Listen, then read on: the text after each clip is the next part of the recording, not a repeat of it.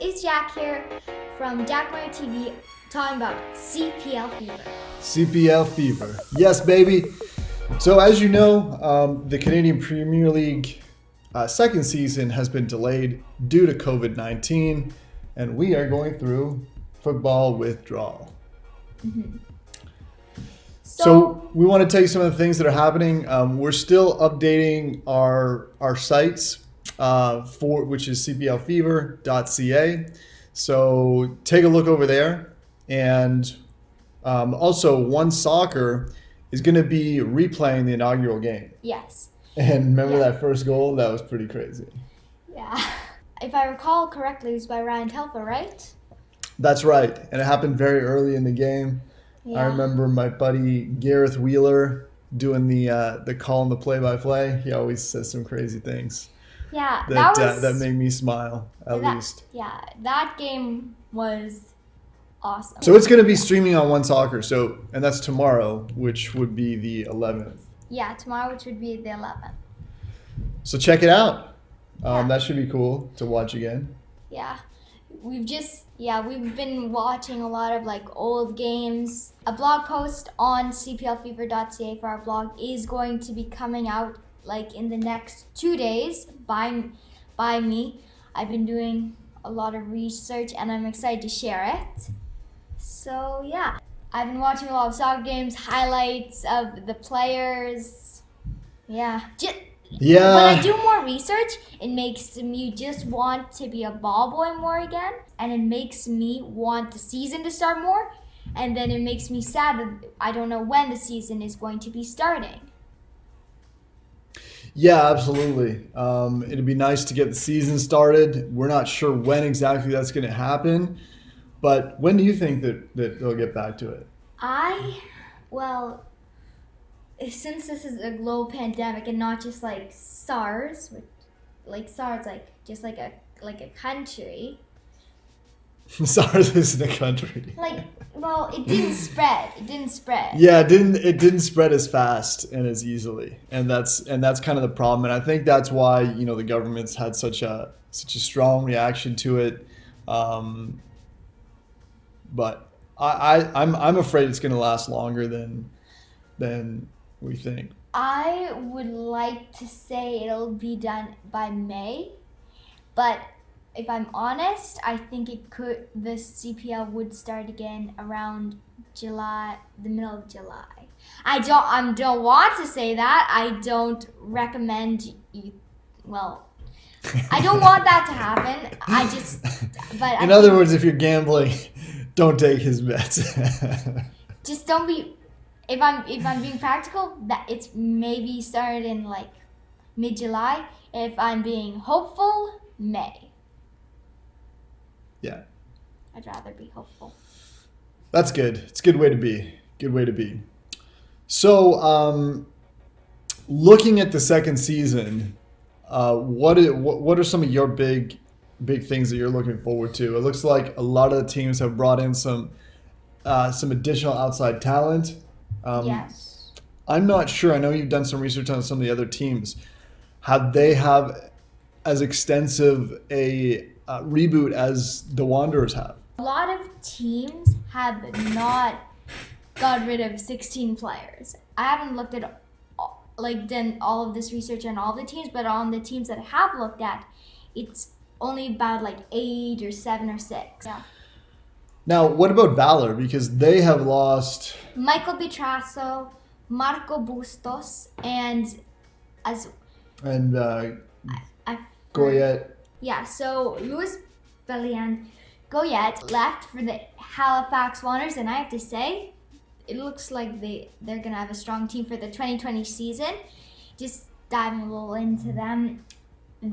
Apparently Stephen Hart didn't get to play the kind of play he wanted, and that is part of the reason why so many players went and that they finished in last place. So those are two major things to consider when you say he didn't play the style that he wanted, and he did, and also they finished last place. So those are, one of them alone is a major factor. So two of them, that's probably why a lot of the squad left.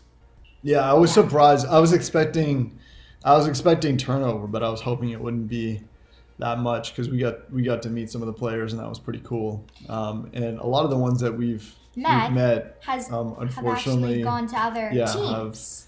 have gone to other teams or different Like- leagues. Elliot Simmons went to Cavalry. Duran Lee went to Edmonton, and Matthew Arnone went to York 9. So Yeah, and Juan Diego Gutierrez Went to Bolivia. To Bolivia. And Kodai, Kodaida went to the USL. He's playing with a team in the USL. yeah, Zachary Secunda And went went back to- to Finland. yeah. And Bona, I don't know where he went. You know where he went? No, I don't. Yeah. I was surprised to let go Bona because well, I thought he was just dominant as the He- right back like the whole season long. Andre Bona, the man from Marseille.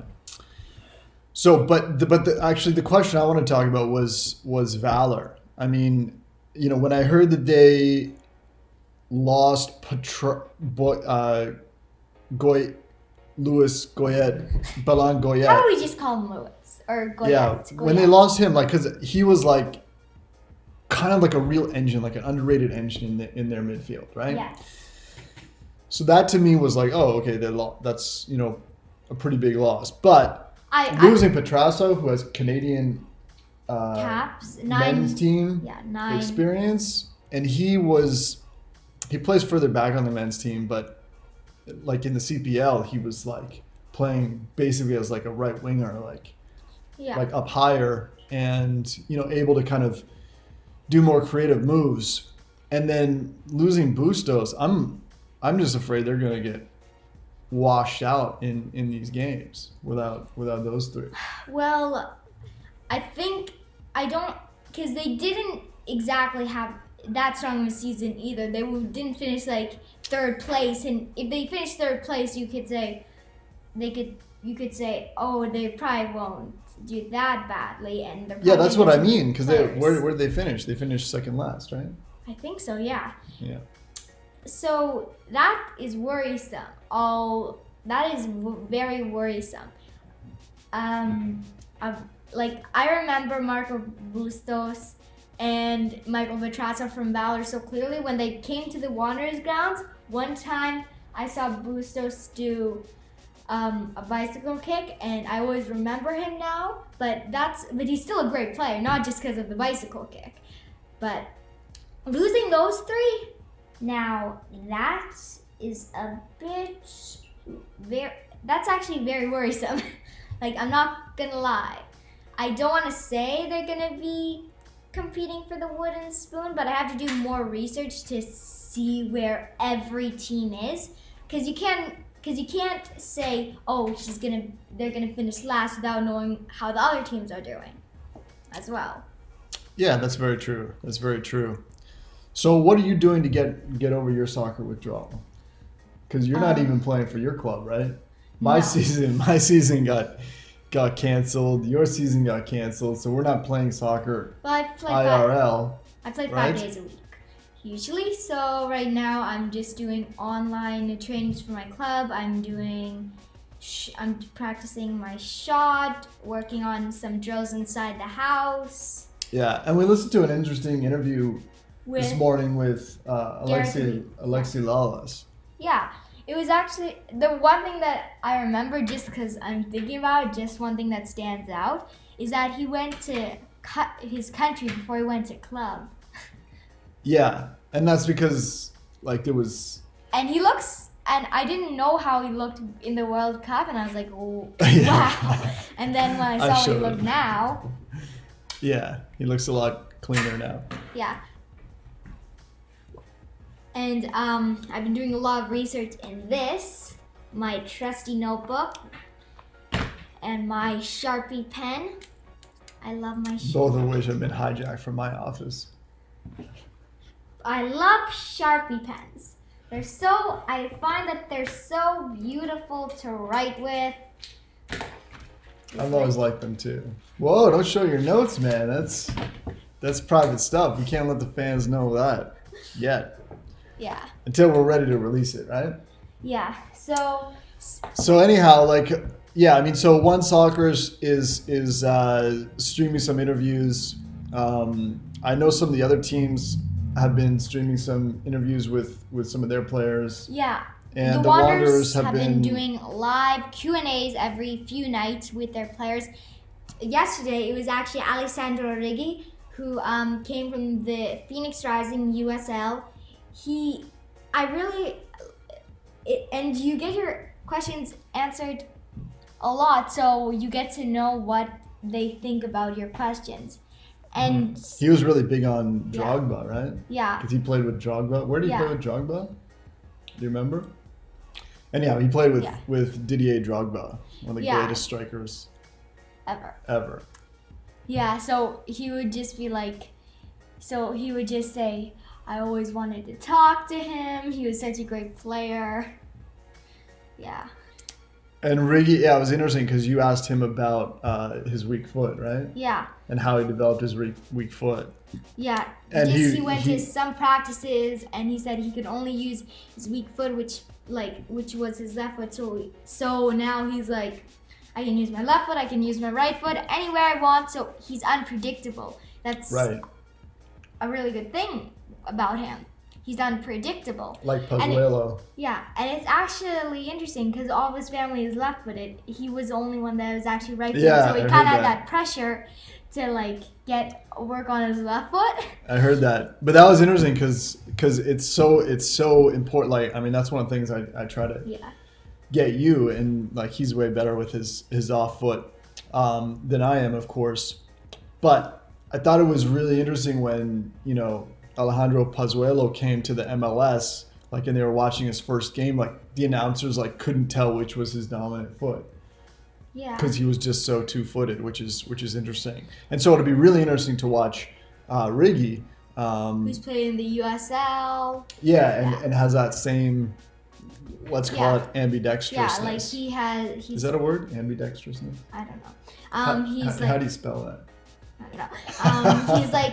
He can play on either wing, behind the striker. He can play on either wing. So, really, I'm excited to see him play. I also asked him what is his signature or favorite skill move, and he said that the fans are gonna have to wait and see until he plays, because he says that it'll be really easy for us to tell. So I'm excited to see. He says he gets it pretty easily. So yeah. So hopefully the season can get underway soon. In the meantime, you can be checking out our blog, our Instagram, Pinterest. We got an Instagram, we got a Pinterest. Checking out some of the interviews for your favorite team, and also the stuff they're doing on One Soccer, and just kind of everyone's just ready for football to get back into it, man. Yeah, I mean, and my gosh. And One Soccer did this interview that I'm actually really interested in seeing after you've been talking about Valor. Why did all these star players leave Valor? So I'm excited to go into that. They also have one with John Herdman, Paul, the new assistant coach for York 9, and also just to make all of you excited, we are going to be having a special guest in the very near future.